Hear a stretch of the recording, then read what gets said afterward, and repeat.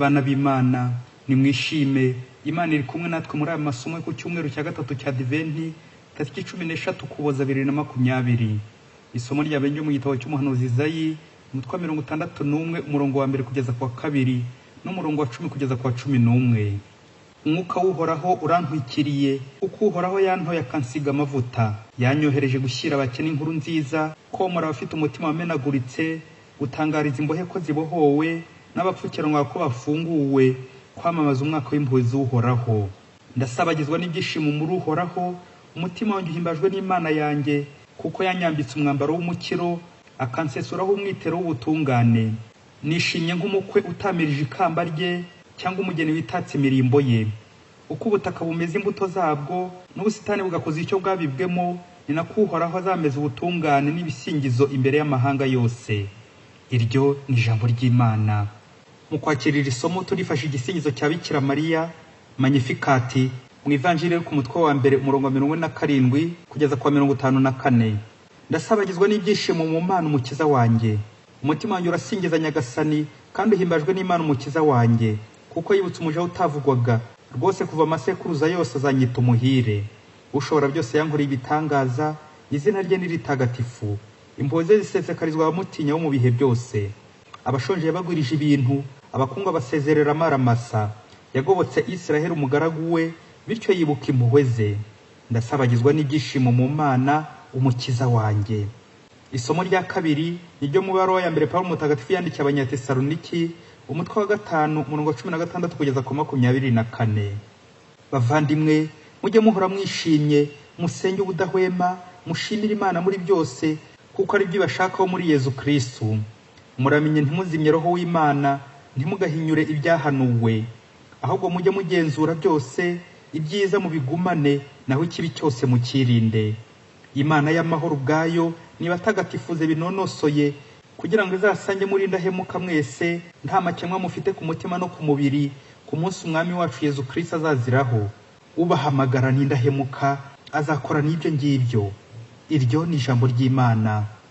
Amagambo mu Ivanjiri ntagatifu Yezu Kristo uko yanditswe na Yohani umutwe wa 1 umurongo wa 6 kugeza ku wa 8 n'umurongo wa 19 kugeza ku 28.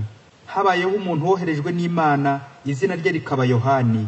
Yazanywe no kuba umugabo wo guhamya iby'urwo rumuri, kugira ngo bose bamukeshe kwemera. Si we wari urumuri, ahubwo yari umugabo uhamya iby'urwo rumuri. Dore ubuhamya bwa Yohani igihe Abayahudi b'i Yerusalemu bamutumyeho abahereza bitambo n'abarevi kumubaza ngo urinde. Yohani yaremeje ntiyahakana, ahamya agira ati, sindi Kristo. Nabo baramubaza bati, bite se? Uzaba uri Eliya? Arabasubiza ati, sindi we. Uzabe se uri wa muhanuzi ugomba kuza? Arabasubiza ati, oya. Baramubwira bati, rwose urinde kugira ngo tugire icyo dusubiza abadutumye. Wibwira ko urinde? Arabasubiza ati, ndijwi ry'uvugira mu butayu aranguruye ati, nimutunganye inzira ya Nyagasani, nk'uko umuhanuzi Izayi yabivuze. Abari batumwe barabo mu Bafarisayi bongera kumubaza bati, none se kubatiza kandi utari Kristo, ntube Eliya, ntube na wa muhanuzi, ubiterwa n'iki? Yohana arabasubiza ati, ngewe mbatiriza mu mazi, ariko hagati yanyu hari uwo mutazi, niwe ugiye kuza nkurikiye, sinkwiye no gupfundura umushumi w'inkweto ze. Ibyo byabereye i Betaniya hakurya ya Yorodani, aho Yohani yabatirizaga. Iyo ni Ivanjiri ntagatifu. Bana b'Imana nimwishime. Iki cyumweru cya gatatu cya Adventi cyitwa mu Kilatini Gaudete, inshinga gaudere, se réjouir intérieurement, kwishima by'imbere, satisfaction, kunyurwa. Kuri iki cyumweru ibyishimo byacu turabyerekeza ku byishimo byo kuvuka k'umucunguzi wacu kwegereje. Turazirikana ku ngingo y'ibyishimo by'imbere igira iti, hagati yanyu hari uwo mutazi. Kugira ngo tumenye uwo uri hagati yacu dutazi utuma twishima, biradusaba kwigiramo imigenzo ibiri izana ibyo byishimo, kwiyoroshya no kunyurwa. Umuntu utanyurwa ntiyigera yishima, buri gihe yumva yararikira iby'abandi, agahora mu kwivumbura, kwijujuta, kabone n'ubwo yaba atunze byinshi, ariko akabirya bitamwe amarira. Ye baba we, bana b'Imana mwebwe nimwishime. Mu isomo rya mbere umuhanuzi Izayi araturarikira ibyishimo umucunguzi azazanira abatishoboye, imfungwa, abakene, abapfukiranaga, kubera kwiyoroshya kwe. Ati, ndasabagizwa n'ibyishimo muri Uhoraho, umutima uhimbajwe n'Imana yanjye, kuko yanyambitse umwambaro w'umukiro. nguko kunyurwa n'ukoherejwe n'Imana kwamamaza inkuru nziza, ukanyurwa n'ubutumwa bw'Imana nka Mesiya, kubera ko utwaye Imana nka Bikira Mariya bitera ibyishimo. Ati ndasabagizwa n'ibyishimo mu Mana umukiza wanjye. Amen. Ikikubwira ko wakiriye agakiza, ibyishimo by'umucunguzi Yezu Kristo, no guhinduka neza, ukaba umuntu mwiza, ugaca ukubiri n'ingeso mbi.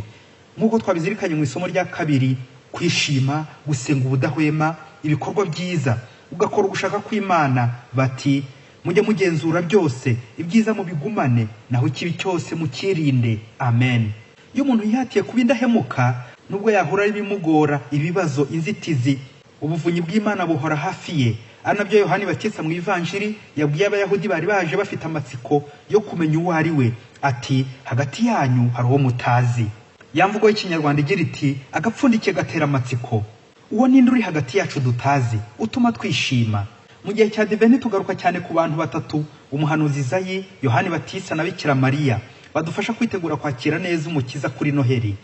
Kuri iki cyumweru cy'ibyishimo turatinda cyane kuri Yohani Batista wabaye umuhanuzi, integuza ya Mesiya n'umubatiza.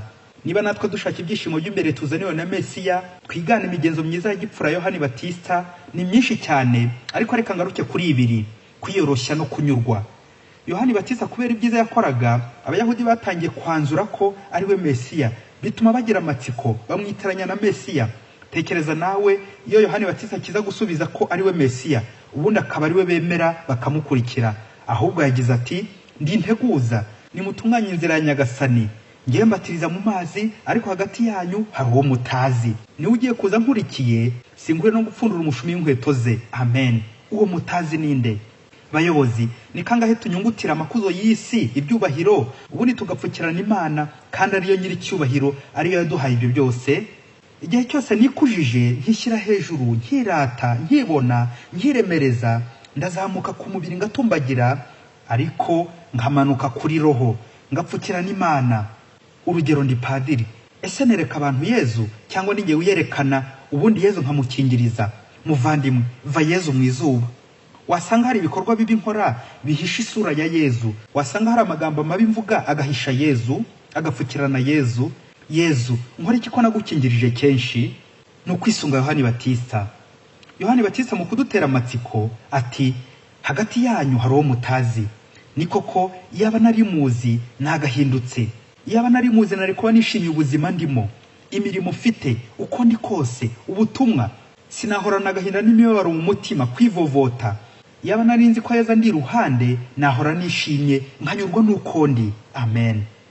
Umunsi umwe urugo rw'abakristo basengaga cyane kandi ari ntangarugero pe, ariko umugabo yajyaga aca inyuma umugore we, ariko bikamubabaza cyane nubwo umugore atabimenyaga. Uyu mugabo abonye ko akomeje kubura amahoro kandi ahora ararikiye abagore b'abandi, nuko ajya ku mujyanama w'roho amutekerereza ibimubaho byose, ko yabonye undi mugore cyangwa umukobwa ahita yumva ibyifuzo by'uko agomba kumusaba kuryamana nawe. None se mubyeyi, ko nihatira kubyikuramo ariko bikongera bikagaruka, nakora iki? Umujyanama ati ngiye kuguha umuti w'ibinini bibiri. Icya mbere, ntukagira amatsiko bita kureba cyangwa bitari ibyawe. Aha ntabwo ari curiosité scientifique mvuze, dore ko umushakashatsi wese agomba guhorana amatsiko kuvumbura. Icya kabiri, ujye unyurwa n'ibiri ibyawe kandi ubyiteho uko ushoboye kose. Kureka amatsiko no kunyurwa. Bibiri mu gitondo, bibiri ku manywa na bibiri nijoro.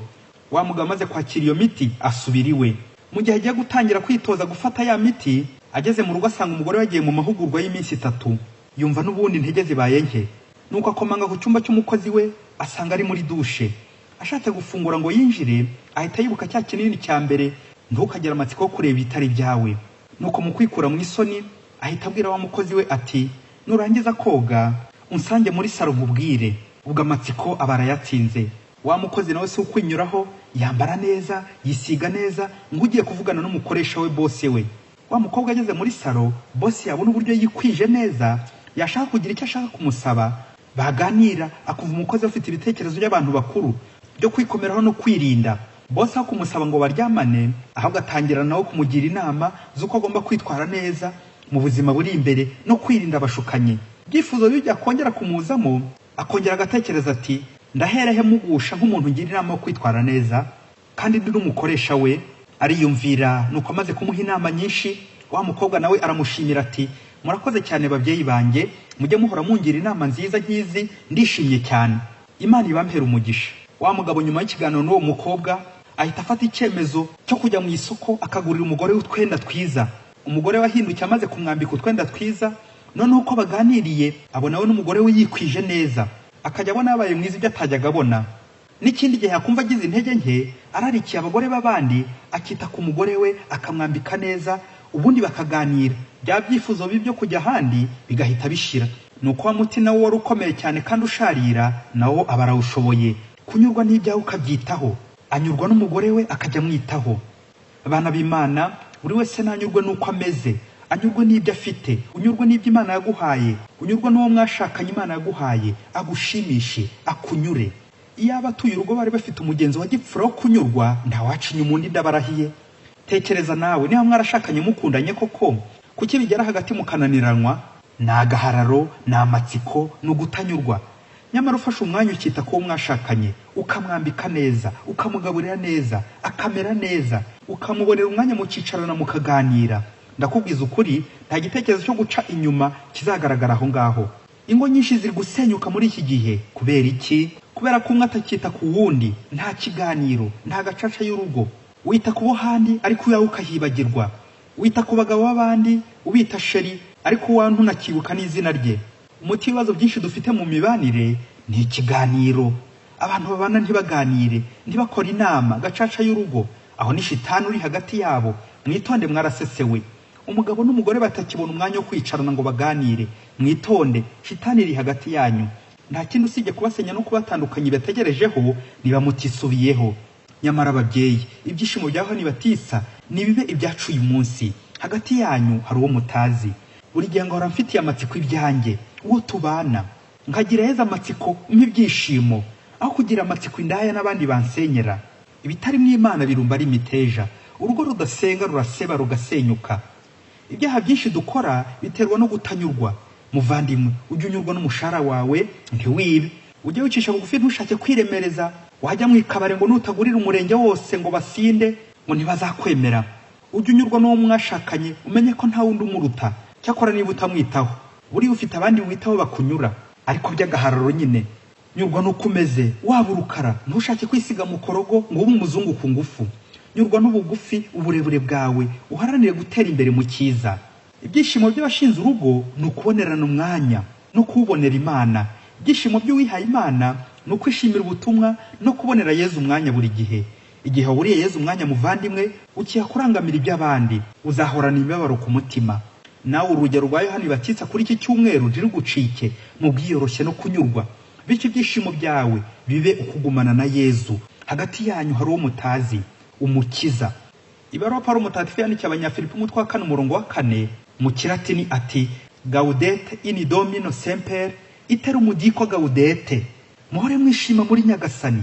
Mbisubiyemo, ni mwishime. Bana b'Imana, ni mwishime. Icyumweru cyiza. Padiri Masumbuko Ladislas wa Diocese ya Cyangugu.